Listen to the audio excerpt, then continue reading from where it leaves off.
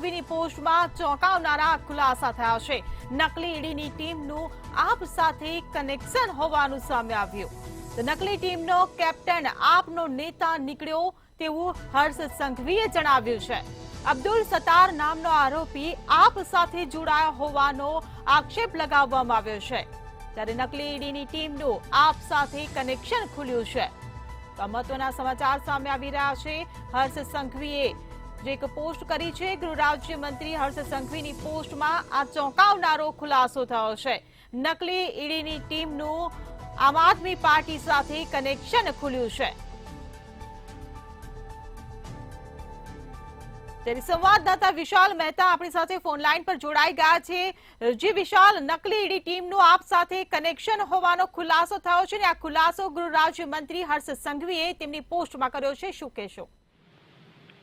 ચોક્કસથી જે રીતે આ સમગ્ર મામલો સામે આવે છે, ઈડીના જે નકલી જે ટીમના લોકો પકડાયા હતા કચ્છમાંથી, તેને લઈને ક્યાંક ને ક્યાંક સમગ્ર ગુજરાત રાજ્યમાં હડકંપ મચ્યો હતો કે અવારનવાર કંઈક ને કંઈક નકલીનો જે વારંવાર જે દોર ચાલી રહ્યો છે તેની અંદર હવે ફરીથી નકલીના જે ઈડીના અધિકારીઓ છે તે પકડાયા છે। તેની અંદર સૌથી મોટી વાત એ હતી કે કચ્છ પોલીસે લગભગ 12 જેટલા આરોપીઓને કોર્ડન કર્યા હતા અને આ તમામને પૂછપરછ કરતા એક મોટો ઘટસ્ફોટ થયો છે, જેની અંદર નકલી ઈડીની જે ટીમ છે તેના જે અત્યારે હાલમાં જોવા જઈએ તો આ ટીમના જે તમામ લોકો છે તે આમ આદમી પાર્ટીના હોય તેવું બહાર આવ્યું છે અને નકલીની જે ટીમનો કેપ્ટન છે તે કેપ્ટન પોતે આમ આદમી પાર્ટીનો નેતા હોવાનું બહાર આવ્યું છે। અને આ જ બાબતે ગુજરાતના ગૃહ રાજ્યમંત્રી હર્ષ સંઘવીએ પણ ટ્વીટ કરી અને જણાવ્યું છે કે જે રીતે આ સમગ્ર ઘટનાને બહાર આવી છે તેની અંદર ગૃહ રાજ્યમંત્રી દ્વારા ખાસ કરીને પોસ્ટ પણ કરવામાં આવી છે અને આ ચોંકાવનારો ખુલાસો છે તેને લઈને એક વસ્તુ બહાર આવી છે કે આમ આદમીના નેતા દ્વારા જ આ સમગ્ર ષડયંત્ર રચવામાં આવ્યું હતું। કચ્છની અંદર એક સોનીને ટાર્ગેટ કરી અને તેને નકલી ઈડી બની અને ત્યારબાદ તેને દમ મારવામાં આવ્યો હતો, તેની પાસે પૈસાની ઉઘરાણી માટેની વાત કરવામાં આવી હતી। એટલે આ સમગ્ર હકીકત બહાર આવતા ક્યાંક ને ક્યાંક એક મોટો ઘટસ્ફોટ કહી શકાય કે આમ આદમી પાર્ટીના જે નેતાઓ છે તે પણ આ પ્રકારની નકલીની જે સાજિશની જે ઘટના છે તેની સાથે સંડોવાયેલા છે। આ જે આરોપી જે પકડાયો છે તેનું નામ અબ્દુલ સત્તાર હોવાનું બહાર આવ્યું છે। અત્યારે હાલમાં જે રીતે આમ આદમી પાર્ટીના જે નકલી ટીમનો કેપ્ટન છે તે આમ આદમી પાર્ટીનો નેતા હોવાનું બહાર આવતા ક્યાંક ને ક્યાંક રાજકીય વાતાવરણ પણ ક્યાંક ગરમાયું છે કે રાજનેતા હોવા છતાં પણ તેણે આ પ્રકારની ઘટનાની અંદર પોતે મદદગારી કરી અને તે પોતે નકલીની જે ટીમ હતી તેમાં પણ પોતે કેપ્ટન તરીકેની તે ફરજ બજાવતો હતો। એટલે કે જે રીતે નકલી ઈડીની ટીમનું જે કનેક્શન આખું આમ આદમી પાર્ટી સાથે બહાર આવ્યું છે તેને લઈને આ માત્ર એક કેસ છે, પરંતુ આ કેસની અંદર જો ઊંડાણપૂર્વક તપાસ થશે તો બીજા ઘટસ્ફોટ થાય તેવી શંકા પણ ક્યાંક ને ક્યાંક પોલીસે વ્યક્ત કરી છે અને ગૃહ રાજ્યમંત્રી દ્વારા આ બાબતને લઈને ખૂબ જ ગંભીરતા દાખવવામાં આવી છે અને ગૃહ રાજ્યમંત્રીએ પોતે પણ નકલી ઈડીના ટીમના કેપ્ટન એટલે કે આમ આદમી પાર્ટીના નેતાને લઈને ટ્વીટ કર્યું છે। જે રીતે આ સમગ્ર પ્રકરણ બહાર આવ્યું છે તેમાં અરવિંદ કેજરીવાલના પક્ષનું વધુ એક કારનામું બહાર આવ્યું છે તેવું પણ હર્ષ સંઘવી દ્વારા કહેવામાં આવ્યું છે। એટલે કે જે રીતે આ સમગ્ર પ્રકરણ છે નકલી ઈડીના જે આરોપીઓ પકડાયા હતા અને તેનું કનેક્શન સીધું આમ આદમી પાર્ટી સાથે બહાર આવ્યું છે તેને લઈને હવે આ સમગ્ર પ્રકરણની અંદર રાજકીય વાતાવરણ ગરમાયું જોવા મળે છે। ગૃહ રાજ્યમંત્રીએ સીધું જ ટ્વીટ કરી અને આમ આદમી પાર્ટી પર આકરા પ્રહારો કર્યા છે અને તેમણે જણાવ્યું છે કે વધુ એક આમ આદમી પાર્ટીનું એટલે કે અરવિંદ કેજરીવાલની ટીમનું વધુ એક કારનામું કચ્છમાંથી બહાર આવ્યું છે, કારણ કે કચ્છમાં તે લોકો નકલી ઈડીની ટીમ બનીને ગયા હતા અને ત્યાંના સોનીને તે લોકોએ ટાર્ગેટ કર્યો હતો અને વિશાલ, હું આપને રોકવા માંગીશ, આપ અમારી સાથે જોડાયેલા રહેજો। આપણી સાથે ભાજપના નેતા અશ્વિન બેંકર જોડાઈ ગયા છે। જી અશ્વિનભાઈ, જે પ્રકારે નકલી ઈડીનું કારસ્તાન જે સામે આવ્યું હતું તેમાં હવે આપના નેતાનું કનેક્શન ખુલ્યું છે, એ બાબતે આપ શું કહેશો? જો ઘણી વાર આપણે જોયું છે કે આપના લોકો આ રીતે સરકારને બદનામ કરવા માટે આ પ્રકારે કામ કરતા હોય છે। આજે ખુલીને બહાર આવ્યું છે। અનેક જગ્યાએ તમે જોયું દિલ્હીમાંથી લઈને અત્યારે આપના લોકો આ ટાઈપના કામ કરતા હોય છે અને પછી ભાજપની સરકાર ઉપર દોષારોપણ કરતા હોય છે। ત્યારે સ્વાભાવિક રીતે આજે આ બહાર આવ્યું છે અને માન્ય ગૃહમંત્રીશ્રીએ આ વાતને ટ્વીટ કરી છે, એનું મારું અનુમોદન હોય।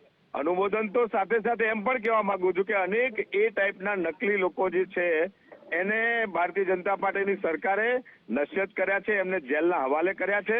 એમાં કોઈ પણ ચમરબંધી હોય એને છોડ્યા નથી।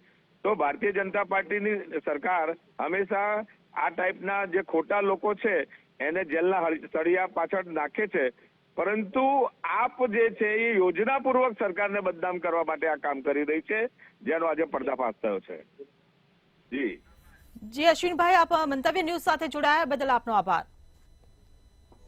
તો નકલી ઈડી ટીમનું આપ સાથે કનેક્શન ખુલ્યું છે. ગૃહ રાજ્ય પ્રધાન હર્ષ સંઘવીનો આ મોટો આરોપ સામે આવ્યો છે. નકલી ઈડીના અધિકારી બનેલાનું આપ કનેક્શન ખુલ્યું છે.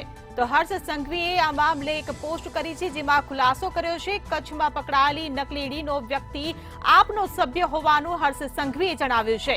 ત્યારે અરવિંદ કેજરીવાલના પક્ષનું વધુ એક કારનામું હર્ષ સંઘવીએ ઉજાગર કર્યું છે. કચ્છમાં પકડાયેલી નકલી ઈડીનો વ્યક્તિ આપનો સભ્ય હોવાનું હર્ષ સંઘવીએ જણાવ્યું છે.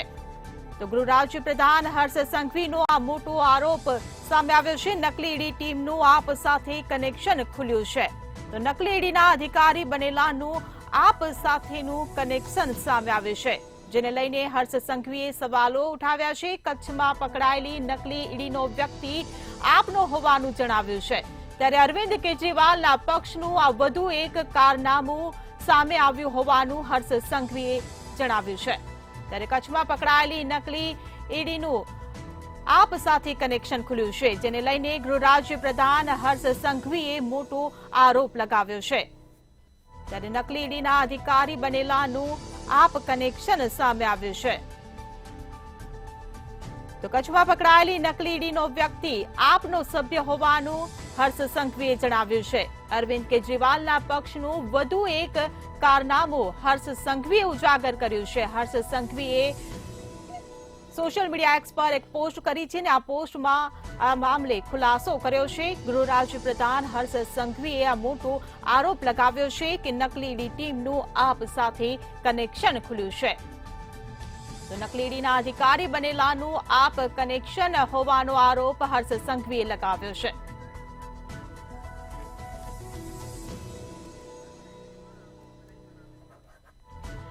ત્યારે આ મામલે ભાજપ નેતા યજ્ઞેશ દવે આપણી સાથે જોડાઈ ગયા છે. જી યજ્ઞેશભાઈ, નકલી ઈડી ટીમમાં આપનું કનેક્શન ખુલ્યું છે, મામલે આપ શું કહેશો?